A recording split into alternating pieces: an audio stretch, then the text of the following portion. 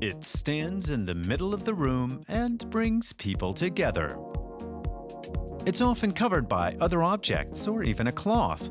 The humble table. It can provide a surface for eating, a workspace, or just storage. Design expert Matteo Kries says different uses present different challenges. It's easy to make a table. You have a flat surface and a support structure. It's much less complex to work on a table than a chair or a bed. But that simplicity makes it hard to create something new, and that's the challenge facing designers. In the 1920s, Bauhaus, Germany's most important design school, did achieve some interesting developments. Bauhaus was all about simplicity and function, designs that were intended to be mass-produced and to play a role in everyday life. Kries says that Eileen Gray was one of the most important designers of the early 20th century. In 1927, she created the adjustable table. It has just one foot and is height adjustable. This table by Eileen Gray has become an icon because it reduces the basic requirements of a side table to their most elemental form. Here you can see the circular shape of the table surface, and down below that shape is reflected exactly, except that down here the circle is open. That lets you pull it up to a sofa or to a chair. An einen Sofa oder an einen Stuhl heranziehen können. In the 1920s and 30s, designers started using industrial items in furniture. The use of steel tubes announced a new kind of practicality in the design language of the time. Frenchman Jean Prouvé's technical innovations of the 1940s were also influential.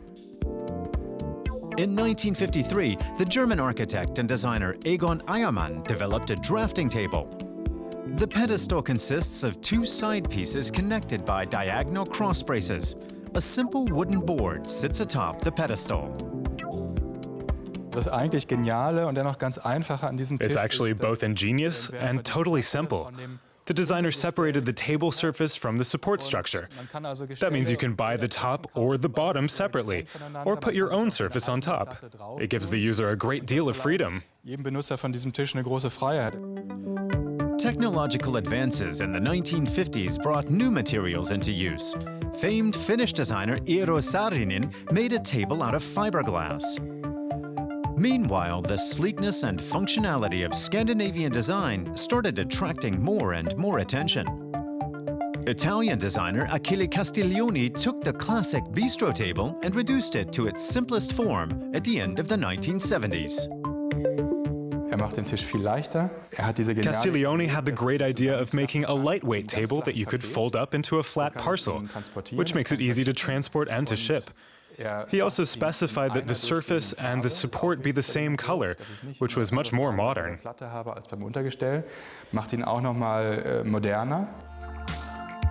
One thing has remained true up to the present day. In table design, functionality plays a major role. Das Objekt so leicht zu machen, dass es noch bewegbar ist. Making something that is both stable and yet light enough that you can still move it is the challenge that's confronted designers. People are still searching for the best possible table. Stellt eigentlich diese Frage nach dem optimalen Tisch immer aufs Neue. Achille Castiglioni's Bistro Table. Egon Eiermann's Drafting Table. And Eileen Gray's Side Table are all timeless classics of table design.